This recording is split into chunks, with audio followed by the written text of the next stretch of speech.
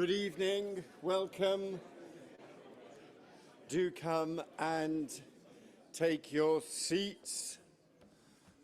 Welcome to this meeting of the Foundation for Science and Technology on the UK Semiconductor Strategy. And knowing that we were about to have this debate, the government rushed out its policy so that we'd have something meaty to talk about, and came out just over a week ago, the National Semiconductor Strategy. So we have this is the right subject at the right time. We're very grateful to three organizations supporting this event, the Compound Semiconductor Applications Catapult, Coherent, and TechWorks. We would not be able to function without that kind of sponsorship and support, which we appreciate. We have got an opening speech from the Minister responsible for the Semiconductor Strategy, Paul Scully MP, Minister for Tech and the Digital Economy. But I know, having been over in Parliament this afternoon, that there is a lot of voting going on in the House of Commons at the moment. So it has sadly not been possible for him to get away. What he has done is recorded his speech, which we will hear in a moment.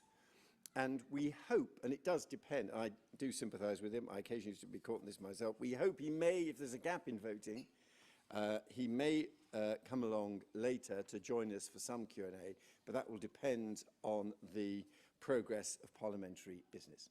So let's start with the Minister's presentation, which I think, Gavin, you're going to press the button and it's going to happen. I certainly hope so.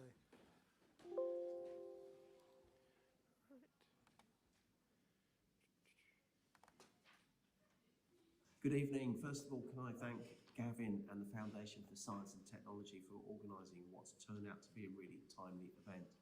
And I would also like to extend my thanks to the Royal Society for providing such a wonderful venue. And I'm sorry I can't be there to see it, but I'm really looking forward to hearing what you've been talking about in the panel events after this as well.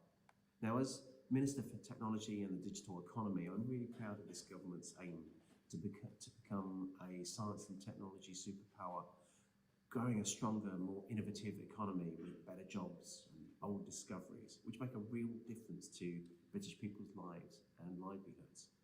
Our plan is unapologetically ambitious, and we're taking decisive steps to deliver on those ambitions through the publication of our National Semiconductor Strategy. From mobile phones through to computers and cars, we all know that semiconductors are at the core of today's technologies, but they're just as essential for our efforts to lead the world in technologies of tomorrow. And those technologies will bring tangible benefits to British businesses and British people in every corner of the country. AI can accelerate the discovery of life-saving drugs. Quantum computing can provide a backup to the satellite systems that keep our nation safe. And transformative telecoms like standalone 5G can improve the safety, speed, and efficiency of industry and open up new possibilities for our public services. But none of that is possible without semiconductors. Now, after the obvious candidates, crude oil, refined oil, and cars, semiconductors are the fourth most traded product in the world. And as the tech revolution picks up the pace, they're going to matter more than ever. So the National Semiconductor Strategy sets out our plan to stay right at the forefront of that revolution by building on our foundation and core strengths in semiconductor technologies.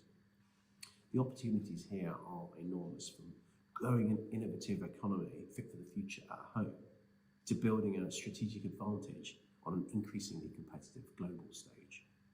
But even as we look to seize those opportunities, we're clear-eyed about the risks. Semiconductors are fundamental to many of the technologies which are critical for keeping our people healthy and safe, from medical ventilators right the way through to fighter jets. But their supply chains are vulnerable, and hostile states can seek to acquire semiconductor technical advantage to the detriment of our national security. So in the face of those risks, this government and this strategy is clear. We cannot and must not allow the cybersecurity of the hardware behind every device powering modern life to be compromised in any way.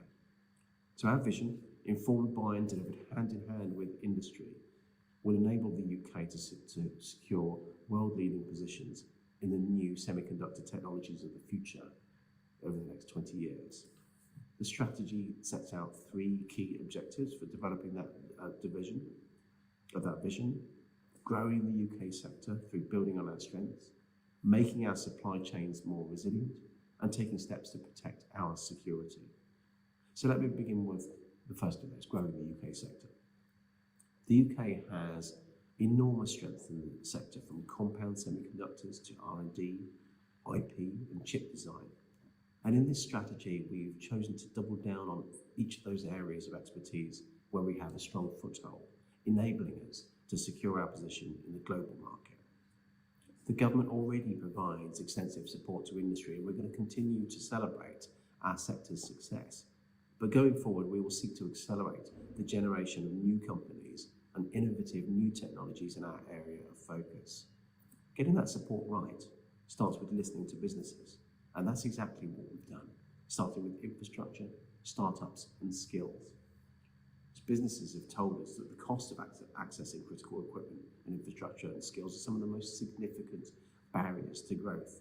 And it's those barriers which this strategy will address, not through action by government alone, but through partnership with industry and academia. So through the strategy, we're investing up to £200 million over the years 2023 to 25, and up to £1 billion in the next decade to support our sector. And we're also launching a new UK Semiconductor Infrastructure Initiative, supporting our businesses to access the software tools and manufacturing equipment that they need to design, prototype, pilot, and produce innovations.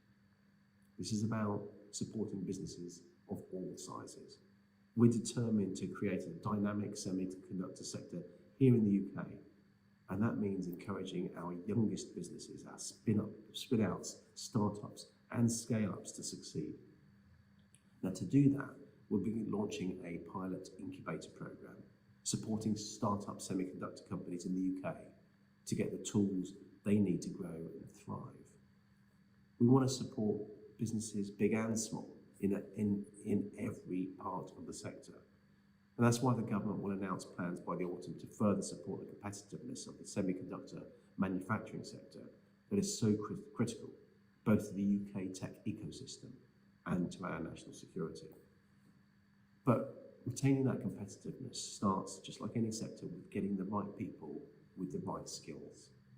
We understand that accessing talent can be a challenge in this sector, and we put education right at the heart of our science and technology framework, with plans to improve STEM all the way from classrooms to graduate labs.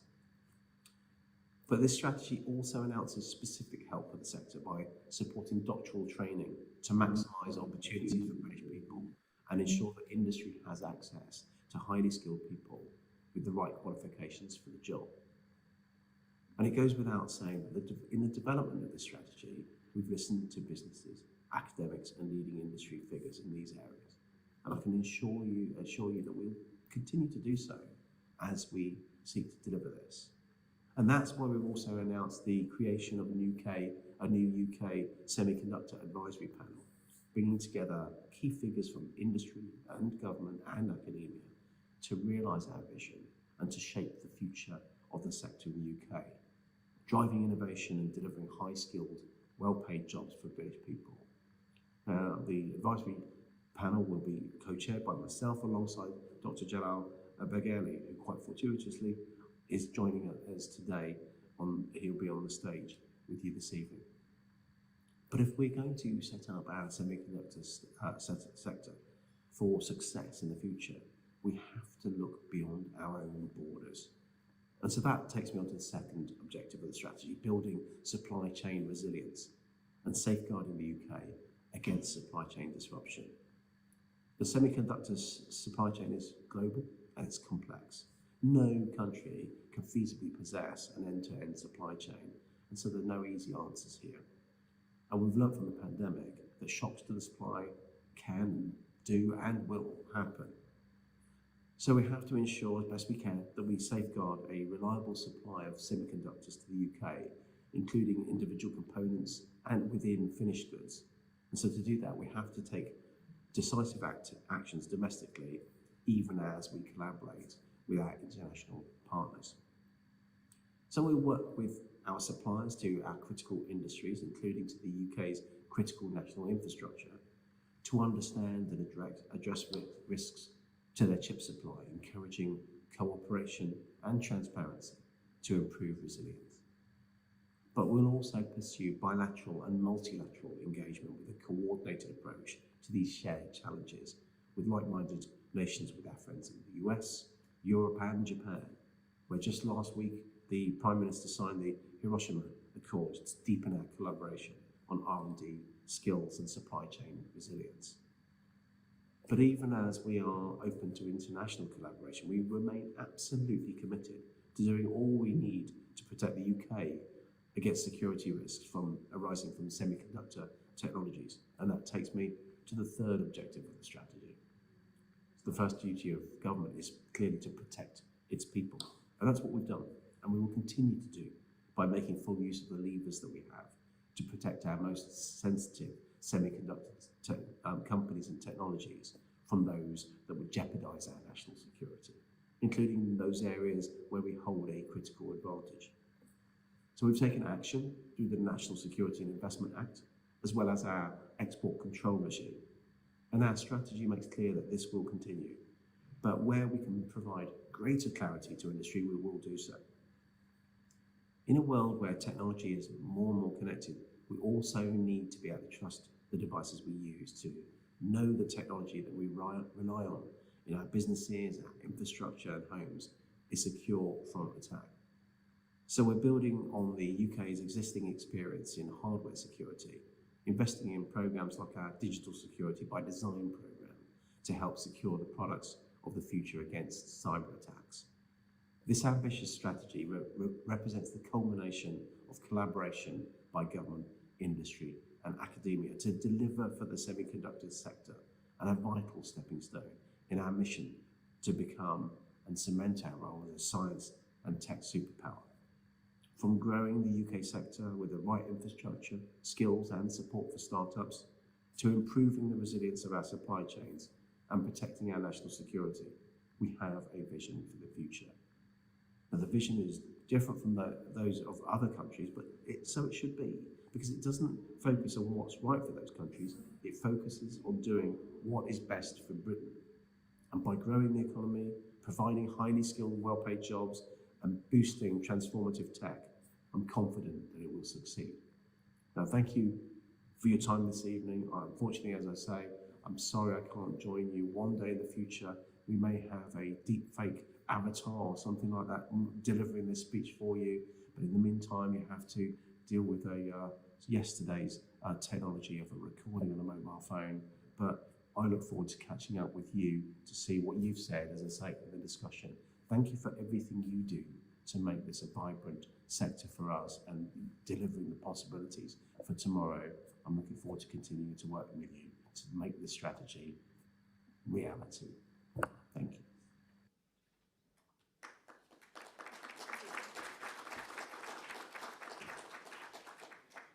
Great, good. Well, rarely have I heard a minister listen to with such a reverential hush. Let's try turning down the volume myself sometime. Right, so, and he gave us a very good guide to the key propositions in the strategy, a very interesting combination of growing the domestic sector, trying to tackle issues of supply chain disruption and protecting us from security risks. Another example of something we've discussed at previous events, the rise of the security angle shaping our R&D policy, which I think is the most important change going on at the moment. I should earlier on have welcomed our participants on Zoom. Thank you very much for joining us. You can start putting down your questions using the Q&A function, not the chat function, please. Do start putting down your questions and also voting questions, and I will certainly try to draw on your observations as well as the people physically in the room. So now we're going to move on. Our next speaker is Andy Sellars, Dr. Andy Sellars, who's the Strategic Development Director for the Compound Semiconductor Catapult. He's been involved in the Catapult right from the beginning as a great advocate. I remember for the compound semiconductor Catapult and led the startup from 2017. He's also a member of the Strategic Advisory Board of the EPSRC's Future Compound Semiconductor Strategy. So, Andy, it's very good of you to join us. Over to you.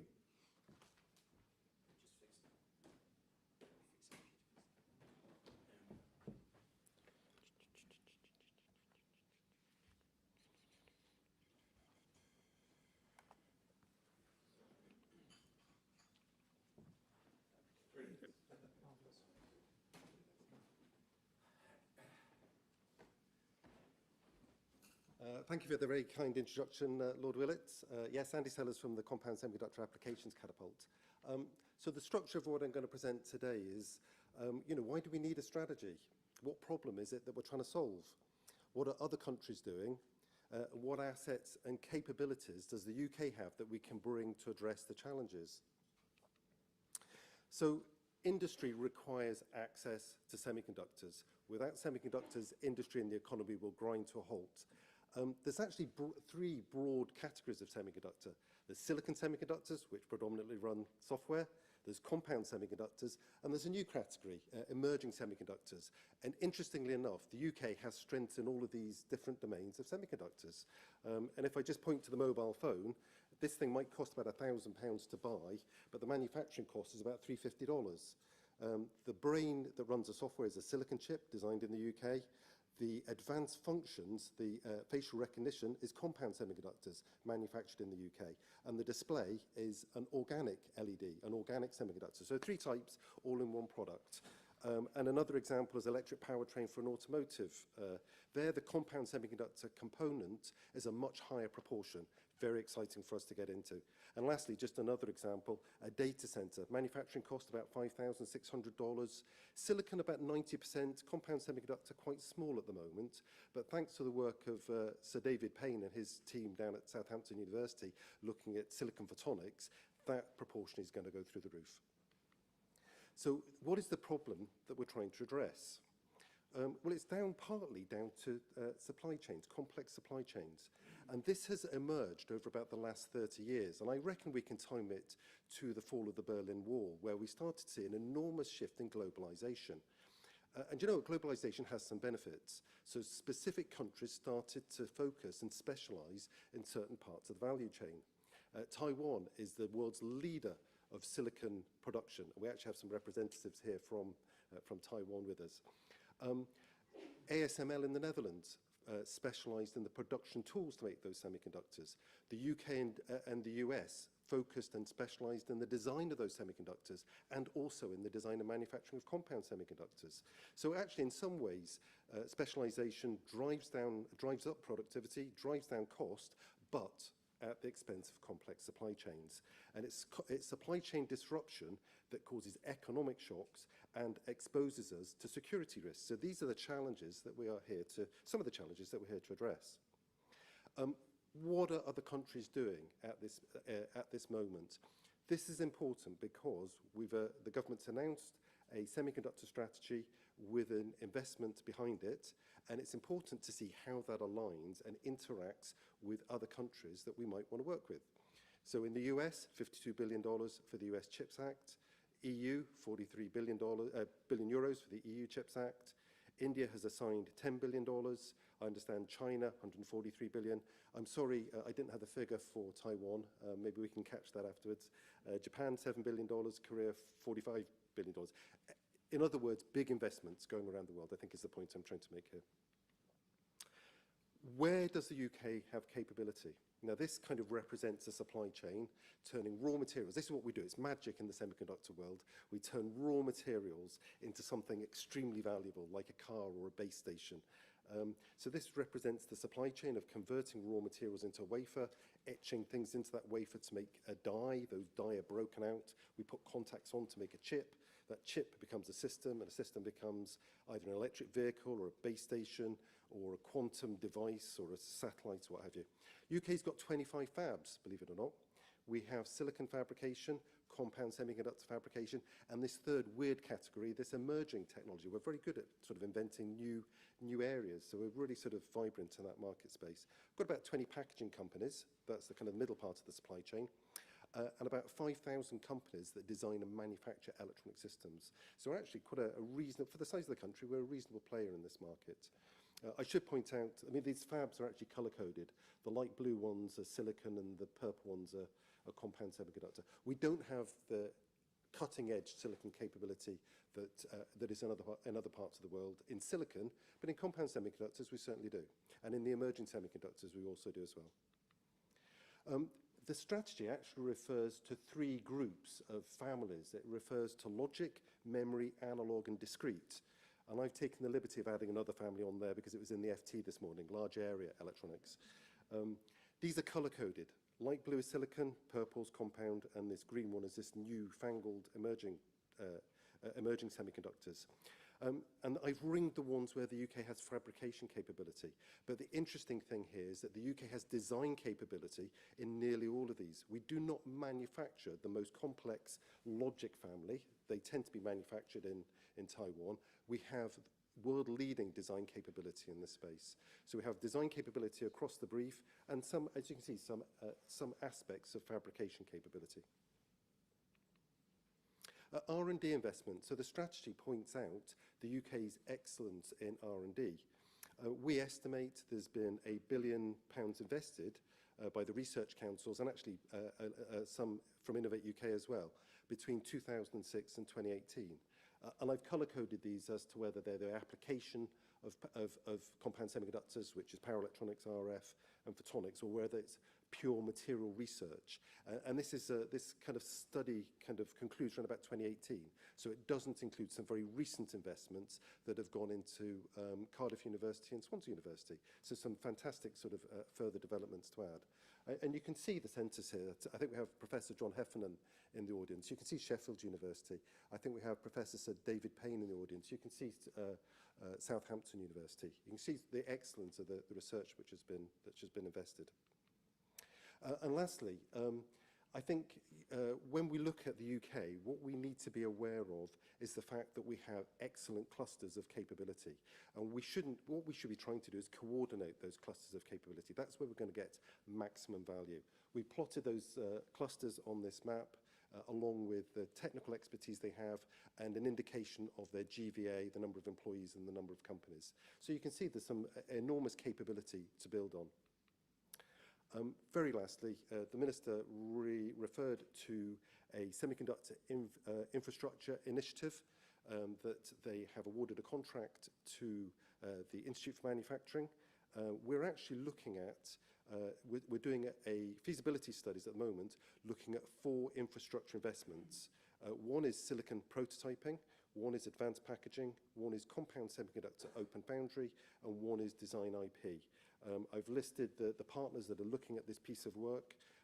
This is funded by the Department for Science, Innovation and Technology. It's being led by Nikki in the second row from IFM. And actually, we've also have Cambridge Econometrics. So they will build the evidence base to say, where should we put, I understand this is for the initial 200 million investment. Where is that going to have the maximum impact? So this is a piece of work we're doing at the moment, consulting widely with academia and industry. We'd be very interested in your views on that piece of work we're doing. Thank you so much.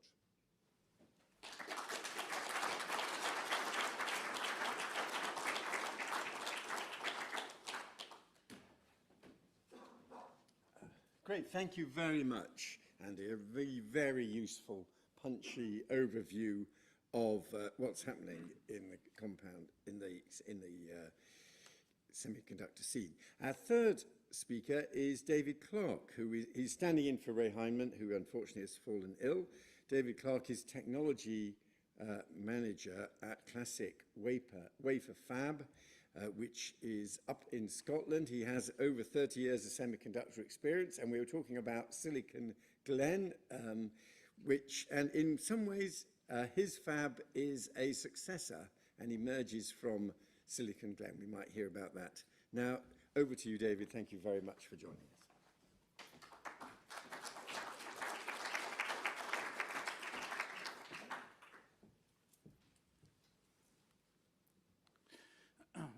thank you, Lord Willetts, for the kind introduction. It's an honour to be invited here to speak. What I would like to speak about tonight is the Clas-SiC wafer fab perspective on the National Semiconductor Strategy that's just recently been announced. And what I'm particularly wanting to look at is the threads to do with infrastructure, scale-up and investment. But before I do that, what I'd like to do is just give a brief introduction to Clas-SiC wafer fab, just to establish the fact that we are actually a serious player in the semiconductor, compound semiconductor industry, and we do know a little bit about this sphere. Just a few key themes here I'll read out. So we are actually an open foundry, pure play fabricating silicon carbide, and we've invested in state-of-the-art silicon carbide tools and processing.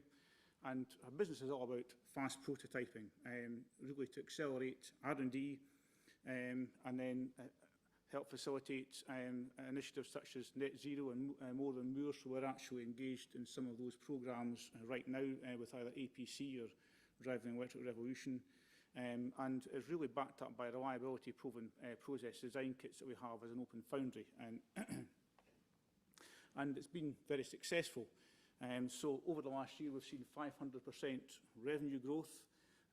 We've had more than doubled a number of customer accounts who have active with us.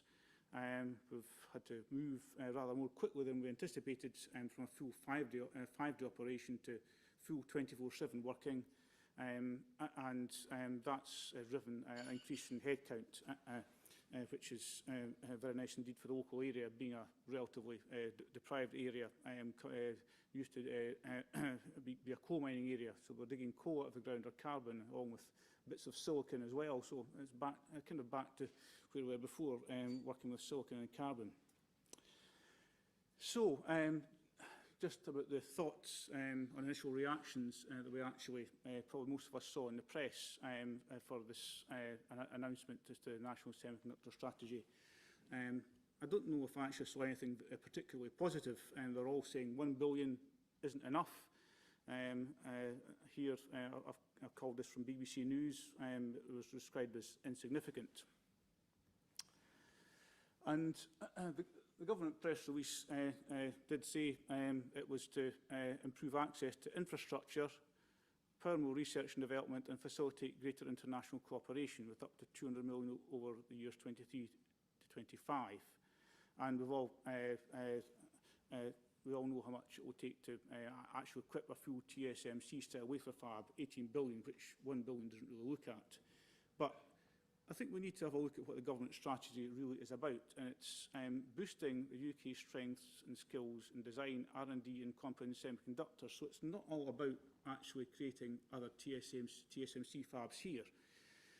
So our view at Clas-SiC is if that building is used wisely, it can make a significant difference, as compound semiconductor fabs don't really need to have that leading edge capability. For example, in Clas-SiC, we're actually using technology from several generations ago, and that's actually leading edge for silicon carbide, but it's not nearly so expensive. Actually, that 1 billion does actually make a significant difference, and it doesn't mean setting up a cohort of capital-intensive new or refurbished wafer fabs using all of that money and more. So we believe that wisely targeting investment using existing infrastructure for investment would be a prudent move, and we believe that would build on the UK's strengths of existing wafer fab capabilities. So Andy's mentioned the actual wafer fabs we have in the UK, and quite a number of them are actually poised to be able to actually contribute to this. And also, it's important anything that's actually set up by way of infrastructure doesn't actually compete with those, because that could be rather negative. Also, by actually using existing infrastructure, it could actually safeguard and potentially create jobs. Also, it's very important because it will mean we can actually hit the ground running. Just to draw on experience with Clas-SiC, we started up in 2017. It took us actually 5 years to finally have our MOSFET product actually qualified. We had to start up the fab, we actually had to acquire the ground, actually do the building, buy buy the tools, qualify the tools, then set up a diode process, then set up a MOSFET process. That took the best part of 5 years. So that's a relatively long time. All the time with SMEs actually waiting to actually use that infrastructure, and it's not quite ready. So, so actually building on infrastructure, whether it's whichever wafer fab or compound semiconductor technology it is, it actually means you can actually get a good fast start if existing infrastructure is used. And also it reduces risk, because there's always things go wrong. You forecast there'll be 50 problems, and there's more like 500 problems or challenges as you actually bring up a new facility. Whereas we've actually gone, we and other farms who've actually started up have gone through those, and that level of risk has really been vastly reduced.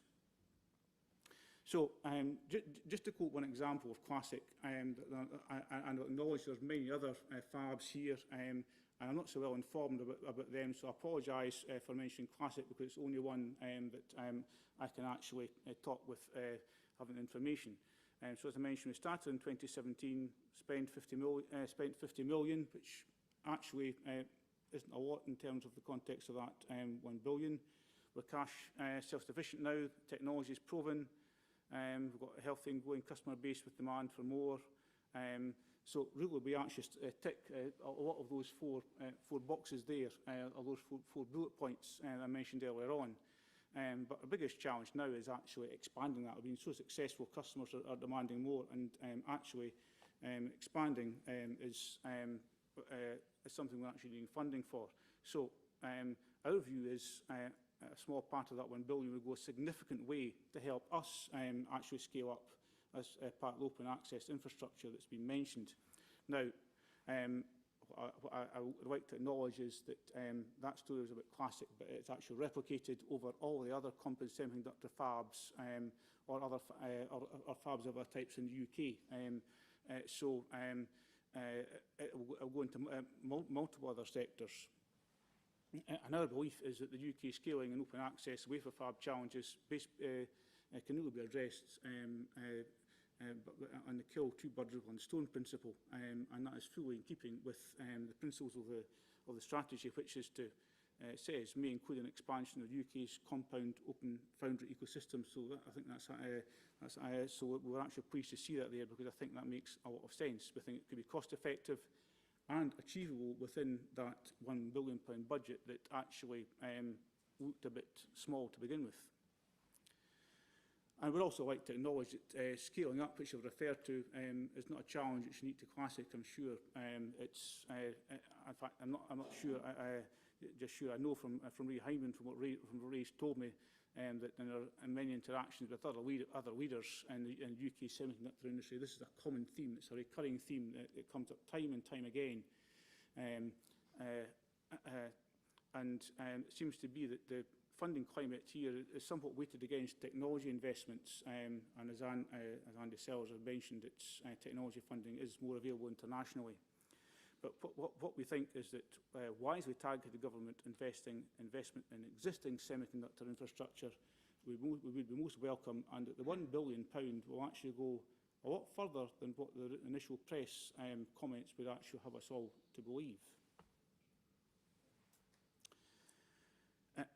But trusting the investment to scale up chasm is still a bit of a challenge. Now, government aspirations for the semiconductor industry are laudable, and they've got a good way.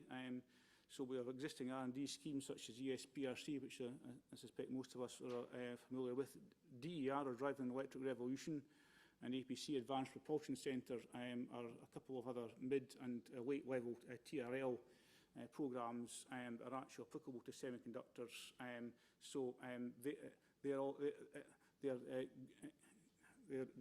they're actually good schemes, and actually taking things actually to initial production, but then the actual step to go further than that into actual scaling up is somewhere that is a bit more challenged. Our view is that all of the EPSRC, DER, APC initiatives is all very welcome, but UK seems to have a bit of a challenge in actually turning all that great work of science and technology and R&D into sustained manufacturing jobs, which remain within the UK, because there's too much of them actually tend to go offshore, and that still needs to be tackled. Now, Semiconductor Strategy press release did give a glimmer of hope.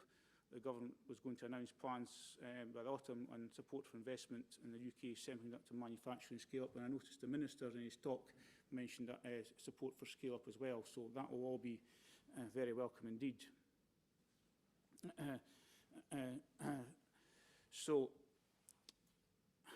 However, we do feel there's a bit of lack of clarity on how to enable scale-up. I've copied some words from the new semiconductor strategy and just picked out some of the some key themes that the government is going to support, particularly the Department for Business and Trade, support various initiatives. It's expanded some others. It's got a dedicated directorate. They're focusing on a digital trade network. They're also going to do some promotion at the London Tech Week. But from the Clas-SiC perspective, this hasn't been well communicated to industry. At least none of that above was actually known to ourselves. And I suspect we're not alone, but it'll be I'm interested to see what others say. At the moment, we see the road ahead is a bit foggy. So we're not actually quite clear as to how all that's going to make a difference. I hope it becomes clear and the fog lifts, but we're needing, I think we could do with a bit of help as to understanding just how the road ahead looks on that. So just to summarise, it's been great to see the £1 billion National Semiconductor Strategy announcement, and our belief is if it's implemented well, it could go further than what the media predicts. It could end up with a win-win solution for the government's semiconductor strategy, for existing semiconductor industry and the government infrastructure strategy.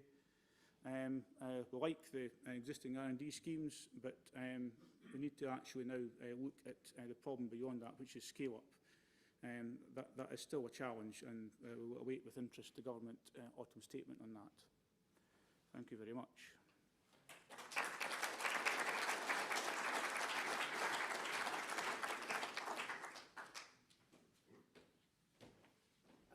Great, well, thank you very much indeed. And that whole kind of open foundry model, I think, is clearly very important. And thanks for bringing that out, as well as the scale-up challenge.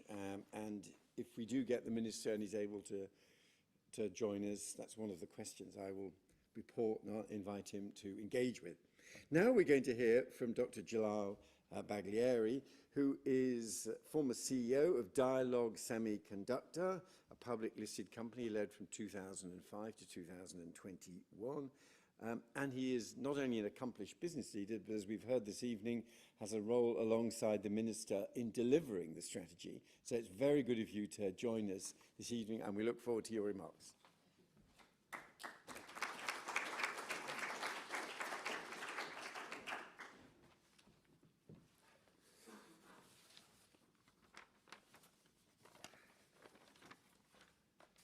Right, so I'm very, very grateful to be here to speak to all of you, and very pleased to be invited to speak to you. I've heard about my role very, very recently. I'm not going to put number of hours on it, but so I don't have anything specifically from the policy beyond the documents that you've all seen and read at this point. Hopefully, as we get engaged into forming a industry panel, I'll be able to contribute towards that with some insight from the work I've done in the industry for the past 30 plus years. And thank you to Dr. Sellars and Mr. Clark for setting out a wonderful description of our industry together with the shortcomings. And yes, £1 billion or dollars is not ever enough for anything like this when you compare it to other initiatives. But the point is to focus on what is important for the UK, what is specific for the UK that we can impact in a meaningful way and get the best to rally our industry going forward. So with that, bearing with that in mind, I haven't tried to analyze the areas that you've heard about. That was very comprehensive.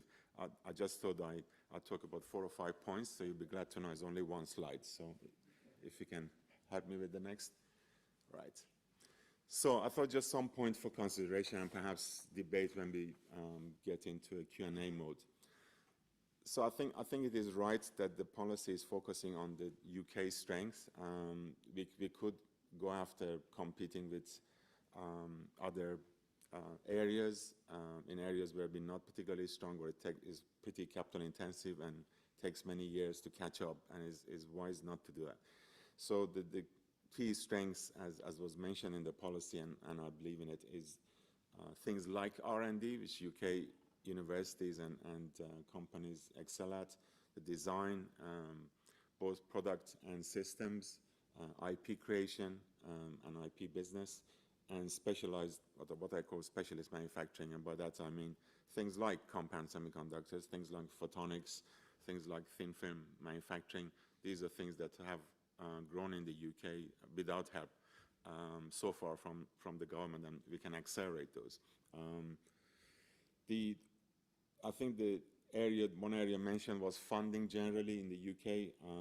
I've ran startups as well as publicly listed companies, and in all cases you need funding, one way or the other, whether it's to begin a company, to grow it, and then later on as you expand and you want to do a worldwide operation or acquire other technologies. So funding is always a pain point for most companies. I think we have access to seeds for startups. We could do more, and I'm sure we will do more, but there is, it's clearly with the number of semiconductor startups in the UK, it does show that there is at least some funding in the, available for startups.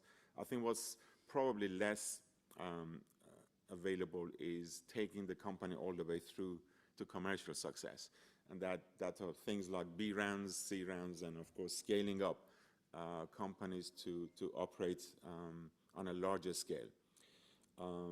The environment in the UK in terms of investment is the money is available, it's just not tuned to long-term investment. And I think some of the initiatives that government talks about, if they can be unlocked, I think that will help with deep tech generally, and also semiconductor investment in the UK. The third point I wanted to talk about is that I think we have to multiply the billion by all the other available funds around. So there is a lot of areas that UK has national interest in that is, you've heard about in different forms, whether it's net zero, whether it's electrification, green economy, digital economy. AI is a big interest area, supercomputing, but also space, satellites, amongst others. I think they're all been funded. I think one of the speakers mentioned there's a alphabet soup of various organizations that do different things, so, which is, of course, they're focused in what they're doing, but I think maybe part of this leveraging would be to bring about a lot more collaboration to get more value out of some of these initiatives. Many of these areas are customers and users of semiconductor technology. Without semiconductors, none of those really can succeed. So although I'm not for, a buy British type policy, because I think this got negative aspects, but opening the door for the British semiconductor companies to use those sectors as a way to leverage the technology created in the UK, it's a very good platform for our product companies to succeed. That's what we want at the end, the semiconductor companies to succeed and grow business worldwide. Our own market here is too small for any company to compete, and this is a business that all of you know who work in the industry, it's a very, very global industry.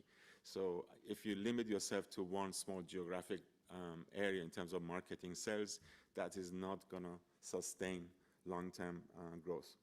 So that is the reason I think, leveraging those areas from technology point of view, access to market and additional funding would be key. One other point which I often find maybe is not shared by others is I just think we, historically have lacked a focal point for semiconductors. So we have a lot of talent, we have a lot of key breakthroughs. The ARM core was invented here, Bluetooth was invented here, many, many other products that went to become classic, world champions of their own area have been created and invented in the UK. But but the industry is fragmented, and you know, we are in different clusters that you might bring in those clusters, bringing some focal point is really key. And I think having a policy for semiconductor after a long period of time by government, it is a welcome step. I think creating some form of a center for semiconductor or institute that actually works actively on a consistent basis on semiconductor strategy would be really welcome.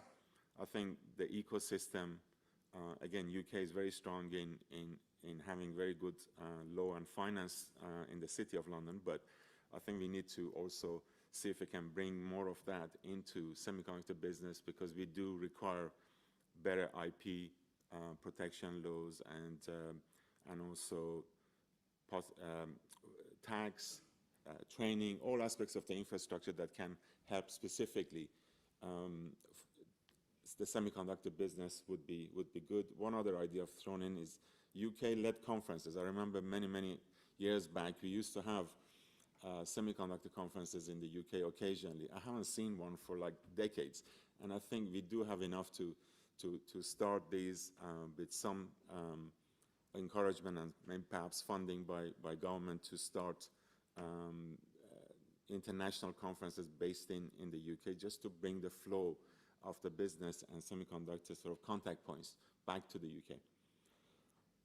Lastly, to thrive long term, I think we must remain globally connected, and by that I mean both connection with markets, people, technologies, but also to remain competitive on a world scale. And I think that's really key. At the end, whether it's 1 billion or 10 billion, you know, we're not going to be dependent on government funding forever. This is like a sort of pumping an initiative to start us going. At the end, if we are going to have successful industry, it's up to us as industry leaders, participants, to create successful companies that can be invested in by institutional investors, because no other country ever succeed if they're purely waiting for government initiative or government money. So that's all I had to say, and I look forward to hearing your views and hopefully be able to reflect that into the panel which is going to be set up. Thank you.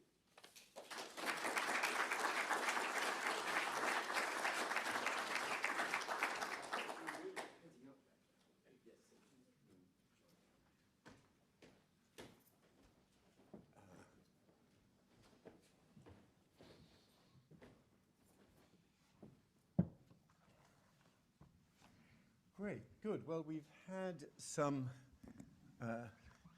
excellent presentations on the strategy, some clear themes already emerging, like the scale-up challenge, and also getting some Q&A coming in from our online participants.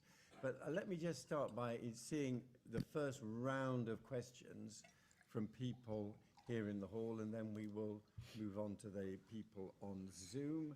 So, Gavin, let's start here at the front. And if you could give your name and organisation, that would be excellent, please. Hello. Good evening, everyone. My name is Ian Sheridan.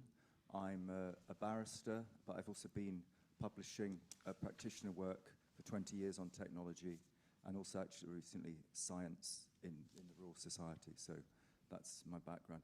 So my question concerns Europe, not necessarily from a sort of, underlying political point of view, but it has merit.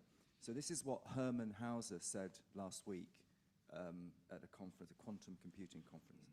There is no chance in hell that the UK can have a semiconductor sovereignty without a close relationship with Europe.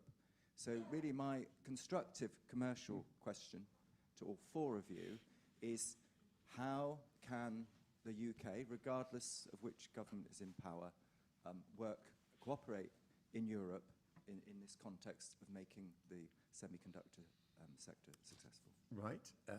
Yep. And thank you for that. Let's move across there.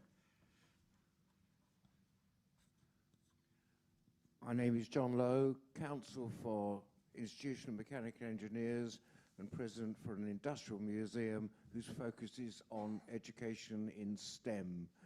and it's STEM that I'm thinking about. We've heard a lot about the investment and the capability. I haven't heard anything from either the Minister or from the panel or from industry in general on how the semiconductor industry is supporting STEM education in schools, and I'd like to see that translated in practical terms. And by the way, are we talking UK-wide, or is it the usual problem we have of talking England only? Thank you very much. And interestingly, online, one of the questions from Oleg Makarovsky is, what steps are we taking to ensure we have enough young UK people who are sufficiently well trained at university to develop new science and technology in compound semiconductors? So that is something that's appearing online. Let's take one more intervention, and then we will give our panelists an opportunity to answer. I'll start with you, Andy. Sure. Yep. Thanks. Good afternoon. I'm Mark Lepetz. I'm the CEO of Exmos, based in Bristol. We're a fabless semiconductor company. The fabless semiconductor business model has been responsible for driving innovation of some of the biggest companies in the semiconductor industry, NVIDIA, AMD, Qualcomm, amongst others.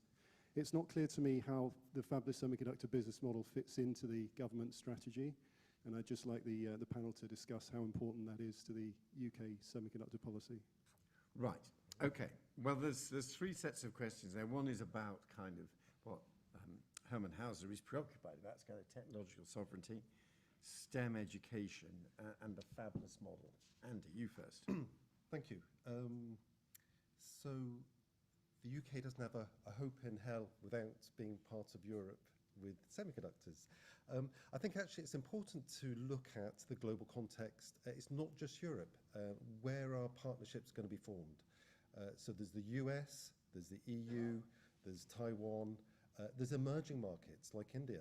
India is now it was recognized as the most populous market as of April of this year. They are investing 10 billion to attract the semiconductor industry.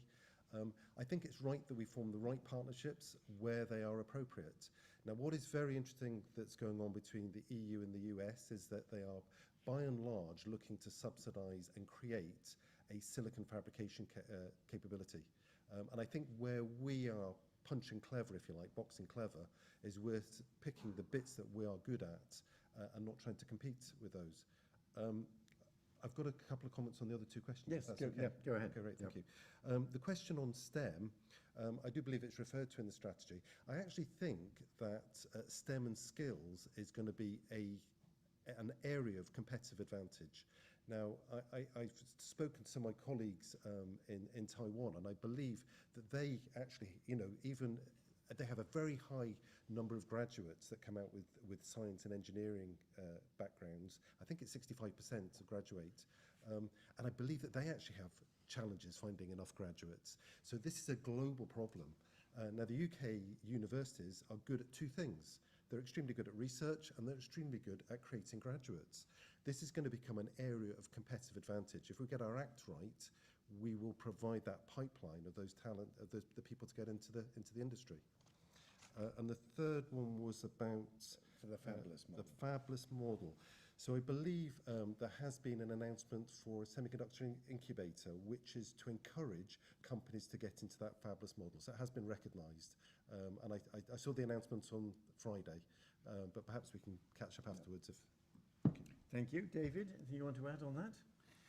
Yeah, so the question about Europe, I think is a good one, but actually, from my perspective, it's not actually, it seems to be, not being part of Europe doesn't seem to be a major difficulty for us. We're actually working with some European companies, including on research and contributing to those. So although the government policy doesn't actually, the Brexit policy hasn't actually facilitated that, there are still ways for companies who are in the technology space to actually take part and to take part effectively. On STEM, that's an interesting question because that very much affects Clas-SiC in terms of our recruitment, and we can't just rely on what's left of silicon glycine, although there's still some bits of that left. So I did actually think about including some comments on STEM and education. I don't think I have enough time. So I'll answer that now. So we're actually adopting a three-pronged strategy to actually help with that. First of all, we're actually investing in local schools. I think there's been about, through our founder, there's been, I think it's about $150,000 invested in local schools for STEM initiatives to actually help supply the engineers and technicians of the future. And in terms of actually having educated technicians and engineers, we're actually investing in that. We'll have 4 already engaged. It's actually been very attractive for operators. It provides them a pathway to actually move on to become technicians and then engineers. Very popular, a lot of competition for it. Interestingly, there's an even gender balance, so that's worked out nicely. And we're putting them through a 4-year course to get I think it's an HNC at the end of it. So a day a week college and 4 days a week in the factory. And we're doing something similar with graduate apprentices as well. We're now in our second year of graduate apprentices. We're taking on 2 this year. And again, putting them through a degree course, so we'll actually become engineers, process engineers, and specialists of the future. So it's something pretty much we felt we had to grow our own, and I think companies to a certain extent will have to do that as well. Thank you very much. Jalal? Okay, so in terms of the collaboration with Europe, I think the areas we've covered in terms of design, R&D, IP, a lot of that can be done within UK. In terms of access to advanced manufacturing, is probably a way to access those through not just Europe, but all the what I would call friendly trading nation with us. We can get access to those in whether it's Taiwan, Singapore, Japan, or anywhere in Europe, as well as the United States, would give us that supply chain resiliency. So we should encourage that collaboration. Even on the technical ground, of course, it's helpful to join some of the international collaboration. But I don't believe there is a massive blockage in getting things done on getting our semiconductor industry stronger without necessarily specific connection to Europe. On the STEM education, I'm not an expert on that. I know when I was running my company, we always had problem in finding enough skills, and is at many levels. If you're talking about STEM specifically, I think you're right to focus on schools. That's where it starts, because particularly on gender balance, it's almost impossible to get a female engineer in the UK. And I think it's part of what I was talking about, perhaps, but giving engineering and electronics and semiconductor a focus. The popular culture is much more geared towards pop music than engineering. So we never see competition on who does the best IC on TV, right? But we do a lot of singing and dancing, which is great. We just need to learn how they do it, and we do it the same for science and engineering. Yes. That's where there isn't enough coming through to convert to semiconductor. But actually in the policy document it does talk about higher level education in terms of doctoral training centers. It does talk about technician training using specific degrees dedicated to that. And I think in the industry, semiconductor industry in the UK, we had a scheme also for scholarships that was company supported to provide semiconductor masters and PhDs, which is not adequate, but it's still going. And I think maybe things like that, some government funding to where industry is putting its money is a good way of sort of knowing what's really needed. And we could look at increasing those. But no magic solution in the short term. On the fabless semi, I think it's the all the topics we talked about really has an impact. If for example the funding situation improves for semiconductors, that helps. fabless semiconductors. Training of talent helps fabless semiconductors, and access to leading-edge technology helps.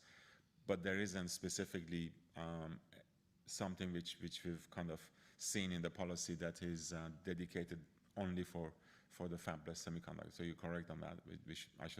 I'll pay more attention to this. Well, what I'm going to do, Jalal, is I'm going to stick with you and just follow through several online comments, because there is a theme here which I suspect is shared by people physically here in the hall. One comment: I agree with David Clark. £1 billion can make a difference if it's spent in a focused way, but also it should have a growth set of targets to get scale in these more niche applications. Another question from Matt Boyle: how will the government focus the spend to support scale up? Eric Don: we've made the mistake in the past of concentrating on early stage research. We need continuity of support for our existing manufacturing facilities with new high growth compound technologies. The country needs to get a fast return on the investment. What about a sovereign investment fund targeting semiconductor manufacturing? And there is I would add to that, you could imagine something slightly more focused, technology-specific VC funds, of which the Seraphim Fund in space technology is an example. Okay. Are there investors that you feel are confident in the city that understand semiconductors and are capable of investing in the really quite interesting range of startups and smaller companies we've got? So, as you are, of a few hours back, a government representative, how do you, given, I'm sure one of the priorities would be, as it's in the strategy, trying to do scale up. What's your view on that? And perhaps you might link it to the fabless model. To what extent do you need a kind of incubator space, scale up space that is not a full fab, but nevertheless enables people to develop their ideas so that they are confident that they can go into a fab elsewhere in the world? So I think, for that specific access, there are facilities in Europe today, and we could look at those as a model. So there's one in Ireland, there's one in IMEC in Belgium that have leading edge CMOS technology, if that is what you need for the digital oriented sort of leading edge products. So once you prove that product, then you can go to large scale fabs elsewhere. As I said, we need to have a tapestry of friendly nation access to fabs and secure capacity for UK companies. That's the way to do it in a pragmatic way. Now, for compound and more differentiated or specialist technology, I think we can focus, and things like packaging, for example, we could focus doing some manufacturing in the UK, because we do have some capability here that we can expand and scale up. How we do that is by interaction with industry to understand exactly what they need. Funding is always an issue. I always use this example when as CEO of a public company, I would visit different cities of the world to present my company. UK, London was specifically the only place that the first or second question was, when are you going to pay me some dividends? And nobody ever raised that question in the US or in Europe when I was visiting as a semiconductor company, because they knew this is a growth company, needs to plow the cash back in for the next stage, and is not, especially at the early stage of a company's growth, and is a long-term play. So those comes down to some education, comes down to some policy, unlocking the money from long-term investors in the UK to address that, I think. Very interesting observation on city behaviour. Very interesting. David, I mean, because you have made fantastic progress, and with a relatively modest sum of money to become revenue generating. So you've already got a long way. But any further observations about the scale-up challenge and how it affects your business? Yes, so for scale-up, we've actually been very successful in companies, typically fabless companies, coming to use a process design kit. So actually what we've done is we've actually fostered these process design kits, which actually allow customers to be actually innovative. We give them a framework to be innovative in, and we're seeing some fantastic different designs, different concepts coming in. Some of these customers are actually being successful now and making it to market.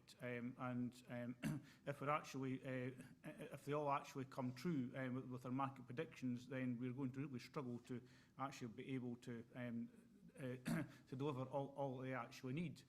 So we really need to be able to scale up to actually be able to sustain growth. Otherwise, we'll be potentially on a flat line and then actually dipping as people unfortunately have to go elsewhere. So actually having a supportive environment to actually help the finance for scale up would really actually help us. And but do you see that as a commercial investment, or do you see that as where you think public money from agencies like Innovate UK and Scottish agencies would help? How do you see getting that?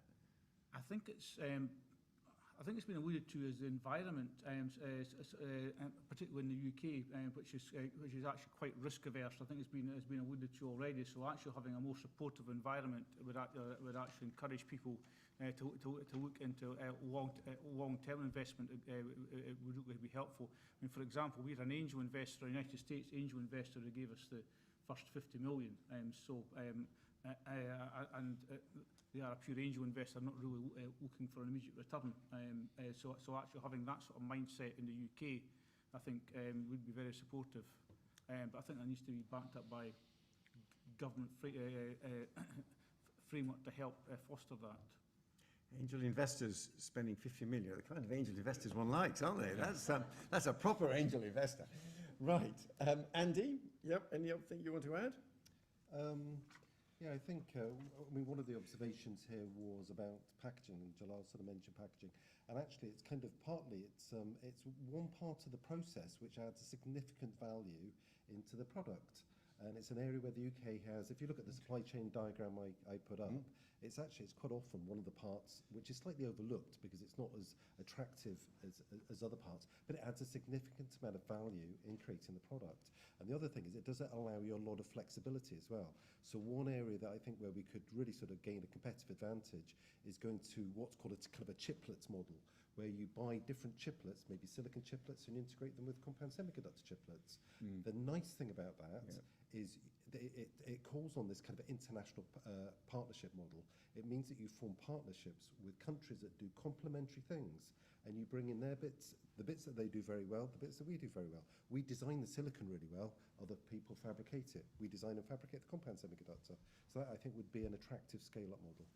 Great, thank you very much. Now we'll collect another set of interventions from around the hall. Let's start at the back there. Yes.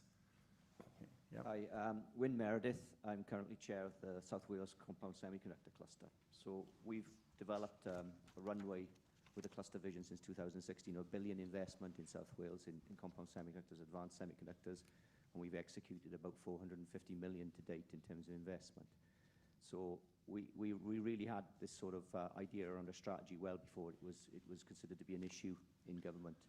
And when I ask our cluster members what are the current constraints to growth and further growth in the cluster, they all agree that we're pretty good at the bleeding edge in the UK, but we seem to have lost the plot on the bleeding obvious.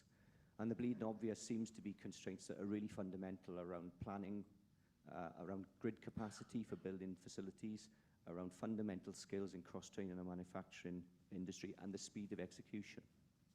So my question is how do we get the machinery of government to move at the speed that's required and to have a long-term strategy that lasts longer than one administration?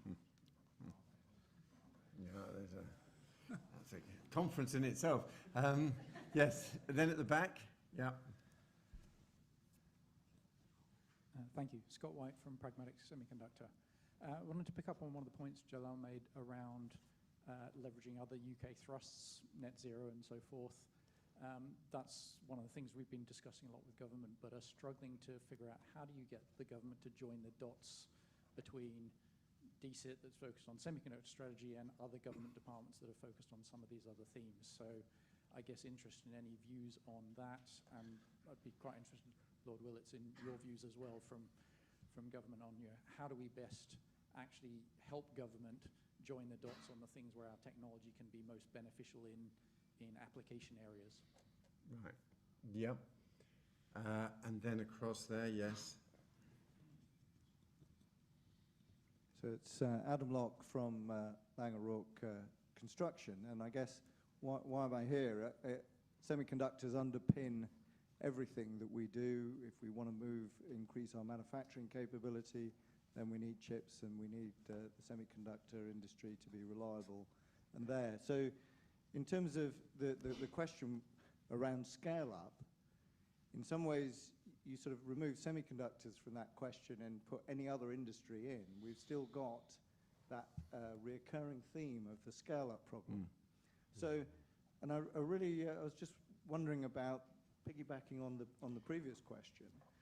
You know, is there more that we can do to sort of join up the dots, in particular, between patient capital and these scale-up manufacturing opportunities? Because it seems to me that's the bit that we keep on missing.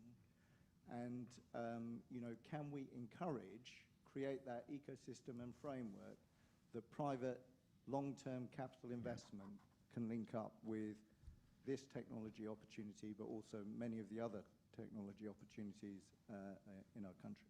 Right. Let's collect one more, and then yes, there we are, down the front there, and then the mic's coming. The mic is coming. There we are.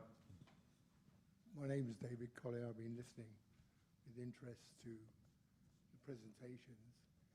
I wonder whether or not our colleagues from Taiwan would have any comments they'd like to add. Yeah, I think I was thinking about that. It's wonderful to have our guests from Taiwan, and you're very welcome. And I think we will be breaking in a few minutes for a pause and a drink, and we'll be going downstairs for dinner. And I thought one possibility, we'll see what our Taiwanese guests we might invite our Taiwanese guests to lead off the second half of the discussion over dinner. So that would be one. I believe you're staying for dinner with us, so we might invite you to lead off the second half of the meeting. If that would be one way of doing it. But let's stick with the questions we've had so far. And Andy, I'm going to turn to you first, because again, it's fascinating. We're sticking with the scale-up challenge, and the scale-up challenge is partly a financing issue, where there are initiatives trying to get pension fund money going into that kind of technology investment. But there's also a physical scale-up issue, which in several sessions we've had of the FST in other areas of technology, you find that the people want to get beyond the lab, but have not yet reached full-scale manufacturing. The Centre for Process Innovation up in the northeast helps people with biological projects who want to show they can do kind of fermenting at something less than full scale, but more than lab scale. In space, we've now got a satellite testing facility at Harwell, so that instead of everybody startup having to have their own satellite one, we can hold down the costs of growing by providing that kind of equipment. And one of your ideas, of course, was that the Newport Wafer Fab should be that kind of facility. So tell us where the thinking is on that, and to what extent it can help with the challenge, and answer the other questions as well if you wish. Sure. I think actually when people are developing new semiconductor devices, they do need a play area where they can experiment and actually develop and optimize those designs. Now, when you look with the UK, as I indicated, has got 25 fabs.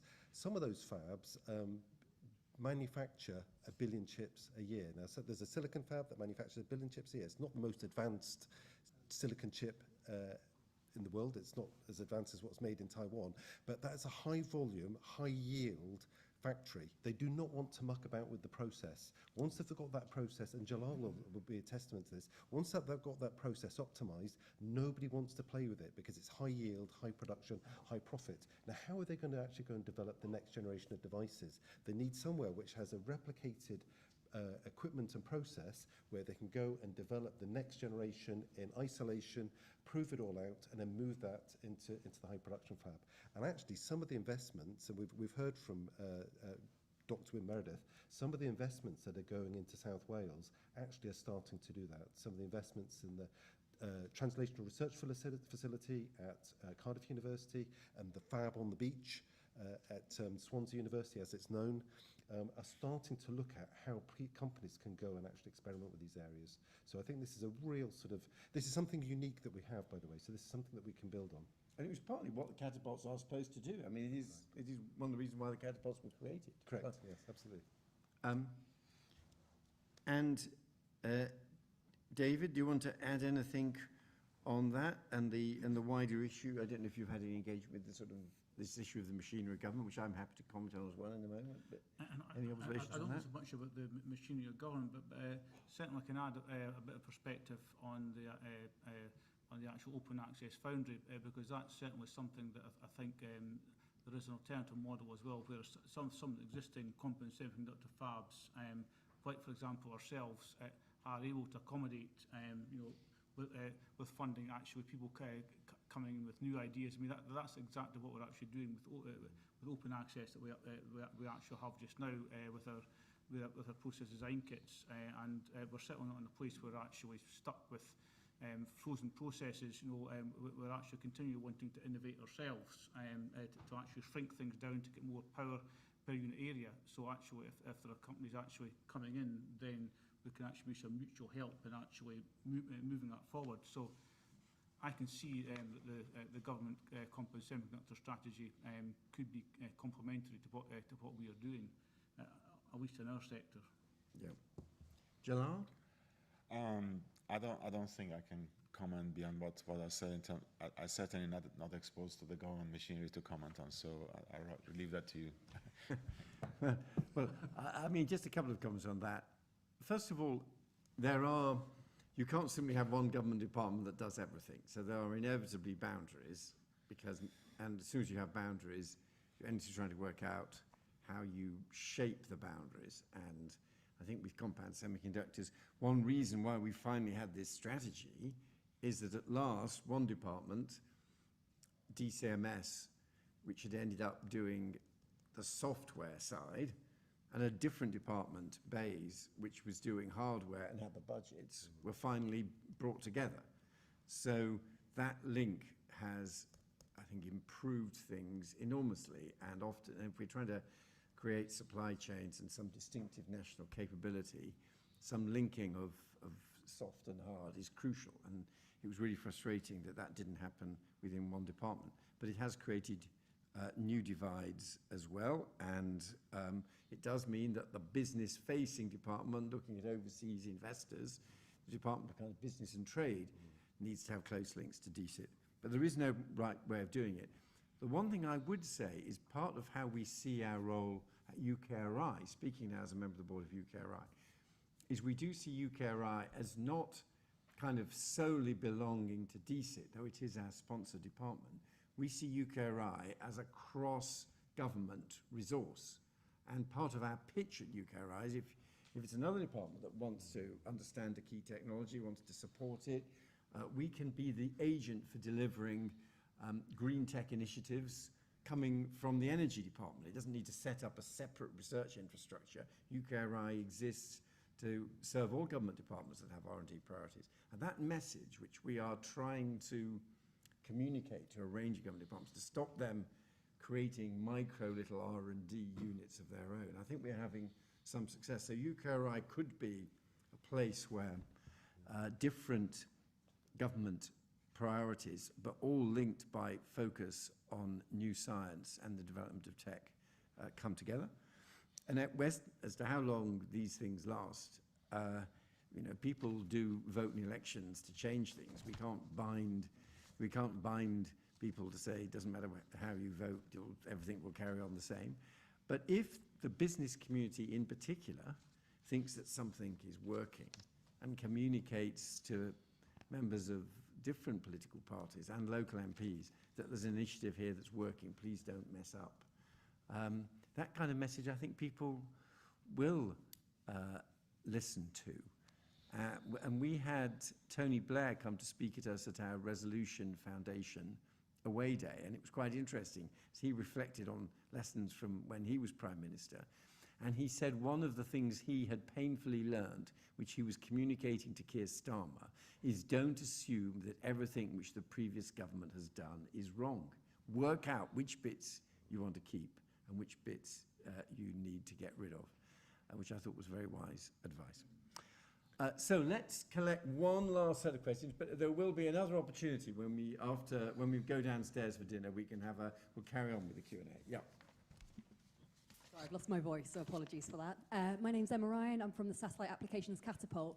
It's going back to the point you made about the UKRI and sort of all these different departments within government not being fully linked up. Something that I've come across on LinkedIn and other areas is having a manufacturing minister. And something along that idea. Could they somehow not necessarily have their own department, but have, and I say oversight, I don't necessarily mean oversight, but could they, no, I do mean oversight. Could they have oversight of all the different departments that may feed into manufacturing and make sure that they're all linked up? Right. Okay, there's another idea on government. Then across there, yes, the gentleman straight there, yep. Hi, John Goodacre, University of Manchester, but also I lead on the Digital Security by Design programme. So obviously we've got a very vibrant compound semi business, clearly be seen here on the things, but a lot of the strategy isn't about just compound. How are we going to balance the, if you like, the large voices of the inherent strengths versus, the strategy goals, digital security by design? Because it might be worth, obviously, Andy, clarifying for a lot of people here that, when you said 1 billion chips, how many transistors are in each of those chips? 1.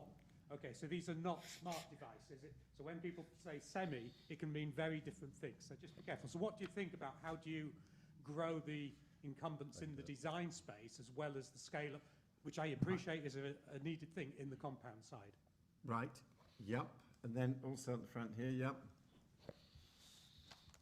Sean Redmond, Managing Partner of Silicon Catalyst. Andy put up the slide which showed us this fantastic opportunity space for UK semiconductor design, which we should gratefully thank all of the National Chips Act to put up $200 to $300 billion of new fabrication facilities that we can design into. Do you think the UK Semiconductor Strategy has enough wood behind the arrow to release what is a huge comparative advantage in our university base and research base and corporate research base to take advantage of that and create the next poster childs of the UK semiconductor industry like ARM that managed to achieve that in 2 to 3 decades? Right, yep, very fair challenge.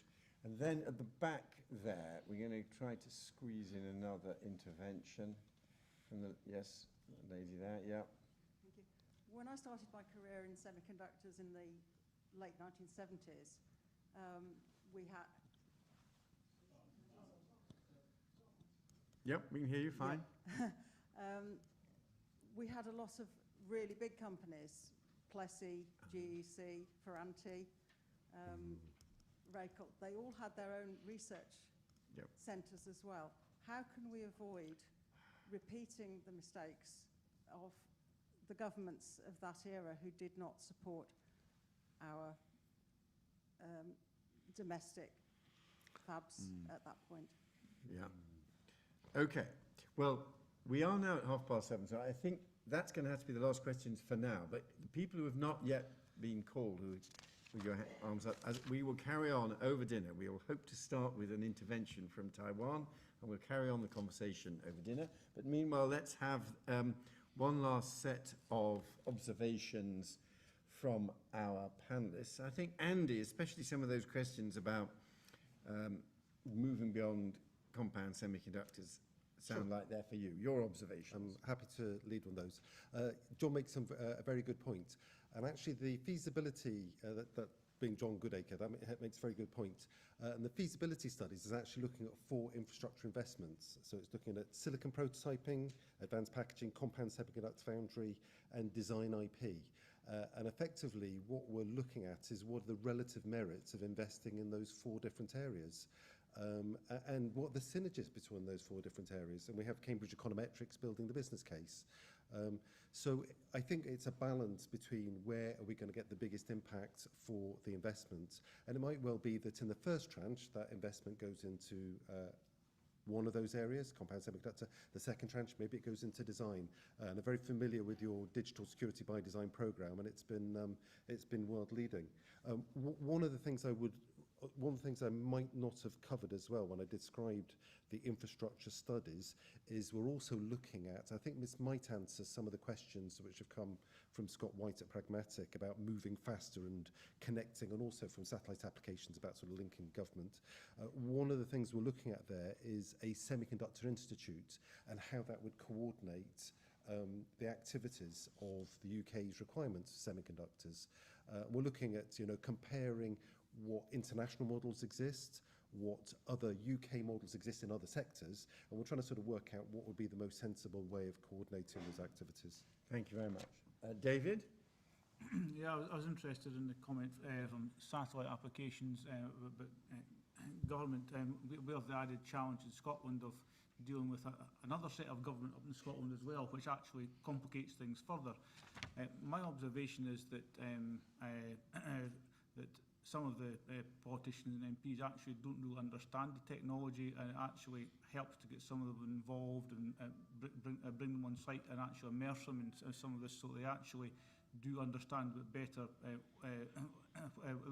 Without disrespect to Lord Willetts, but sometimes politicians, are put in a department and not fully understand that, have been immersed in that. So actually does help with exposed to it. We certainly have found that helpful in our experience. Thank you. Now, before we go to Jalal, I should also just pass on some interesting observations from our online participants. Jalal may want to pick up on one or two. They're relevant background for our second session, even though, of course, our online participants won't be with us then. But I think a really interesting specific question, and again, if the Minister is able to join us, I might put it to him, is do you envisage UK Semiconductors will be part of the future telecom strategy? So where it fits in, and someone else asking how this ties in with advanced materials and whether that would be supported by the government. Yes, here we are. Will the UK Semiconductor Infrastructure Initiative look at supporting advanced materials development, or is that excluded? So how we make these connections coming up. I think, David, you said we needed more conferences and events to get people through. So Eric Don has chipped in. Please attend UK Semiconductors Conference in Sheffield in July. It's an annual event, mostly academic, but let's make it more industrial. So there's a plug for that. We have another, someone who very much endorses your observation, Jalal, about the different financial cultures. He says a difference in emphasis from vision US to positive cash flow UK. Someone rightly pointing out, could we use the British Business Bank as a conduit? We didn't when we think about scale-up funding, absolutely, the British Business Bank has been set up with that as part of its remit. And then someone agreeing, fabulous design houses are the indispensable ingredient of the semiconductor industry, and the UK needs a key for the UK's strategy. John Boston from CIL just created the largest UK semiconductor manufacturing facility, but he's clearly hand-counted some big stumbling blocks. He said he could only get half the electrical power he required, which someone mentioned as a constraint. Only recruit half the semiconductor packaging engineers we required. And so he had his frustrations. And I think, so there's been a lot of interest online, other observations that we may draw on during the evening. But Jalal, do you want to bring the threads together, given your new role now, before we break for drinks? Any observations on the questions you've heard and the discussion so far? Yeah, I think, it's clear there is a lot of different issues, and there are conflicts between prioritization of what to invest and what not to invest. And, as we said, the amount of money should be focused on having the biggest impact, and it may not satisfy everybody's requirement, and it won't. So hopefully the panel that we form from industrial, academic, and I hope also from finance community will be able to select the right things to help government with in terms of how to grow and invest in this industry. The question about whether we become part of telecom strategy or advanced material, etc. As I say, I'm not that familiar with various government initiatives up to now, but it kind of connects back to what I said earlier, which is there are a lot of initiatives, and I think it would be part of, I think our job would be to be able to join the dots and leverage, because you know, a billion can be 10 billion if you leverage it right with the both UK funding and external funding, with private funding. So that could include in advanced materials, because there is thrust here. There is also a lot of expertise in advanced material.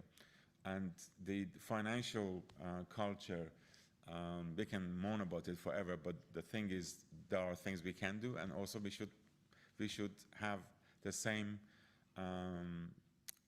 consultation with bring them into the process, that people from the financial background into the process and get help. Because if there are things that government can do from tax point of view or from regulation point of view that can encourage long-term investment, at least for a portion of pension funds into deep tech, etc., that really helps. There are huge amount of money locked up in our collective pension funds in the UK, and you know, even 5% of that is, I think, the number that sometimes is talked about, would be massive injection of patient capital.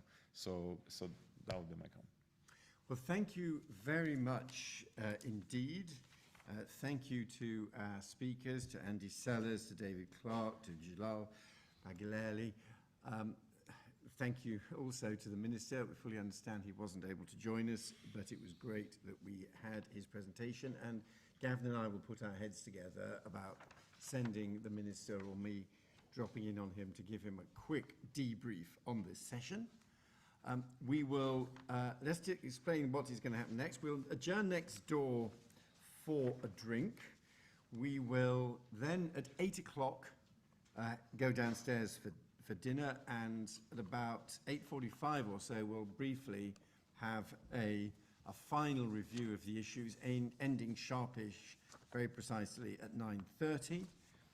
So this is the moment when sadly we have to say goodbye to our online participants. A recording of this event will appear on the Foundation's website tomorrow.